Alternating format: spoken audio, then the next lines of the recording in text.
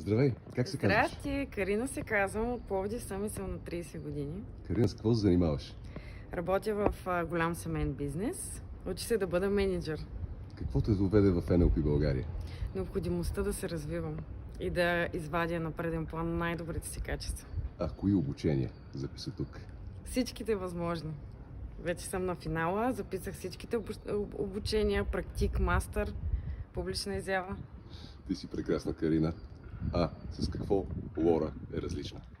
Лора е вдъхновяваща, Лора е различна, Лора е учител, ментор. Всеки път, когато си тръгна от тук, се чувствам, че мога да постигна много. Лора поднася информацията по възможно най-достъпния начин, най-интересния. Не искам да спирам. Би ли препоръчал NLP България на други? Разбира се. Това е едно вълнуващо приключение и всеки, който иска да се развива като личност, това е най-подходящото място. Благодаря ти и желая ти успех. Благодаря.